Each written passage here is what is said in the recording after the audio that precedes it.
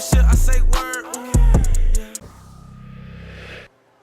Thousands of fans of Grammy-nominated rapper and community activist Nipsey Hussle are in a state of shock today. They are mourning the hip-hop star's ultimately and violent death. Nipsey Hussle was murdered in broad daylight outside a clothing store that he owned in South Los Angeles, and he was killed just before he was about to meet with city leaders and the LAPD about reducing gang violence. Death of Nipsey Hussle was crazy bittersweet.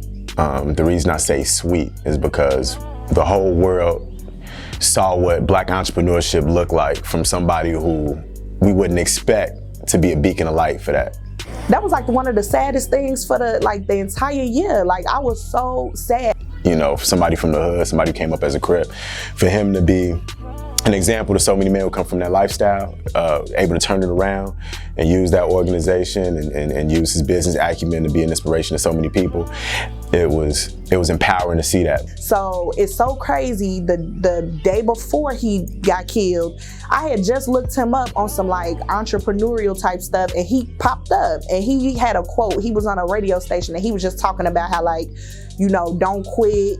You know, when you get to that step, like, just keep pushing through. And I'm like, damn, you know, like, I feel that, Nipsey. And then the next day that happened, like, I was devastated because I felt like I had just found a mentor, and then this happened. And I felt like it was a family member that you know, got shot and killed. So it was tough on me. Like, it was days where I'm like, dang, like, why am I crying like this? Like, I knew this man. So I think he had a huge impact, not just because of the music. Like, I think he was bigger than his music, as you can see now, because so many people talk about him now. A lot of people don't even know who he or knew what his music was before Victory Lap. And I had been rooting for him ever since he did the campaign with the $1,000 mixtape.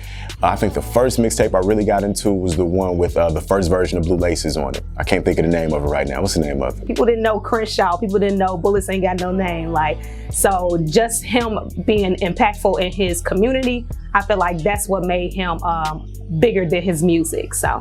A sad moment for culture, but a powerful moment for us to celebrate people, and hopefully we start celebrating people while they're here. And so, you know, I read one time, like, would you rather be at war with yourself and at peace with the world, or at peace with yourself and at war with the world? And that was powerful for me. The main, most important thing, number one, is you got to get rid of doubt. If you got doubt in what you're doing, it's not going to work. You know what I'm saying? And the way to do that is you have a plan. Because if you got a plan, it's not like just a pipe dream.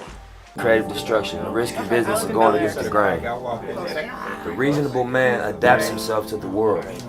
The unreasonable one persists in trying to adapt the world to himself. Therefore, all progress depends on the unreasonable man. On the head.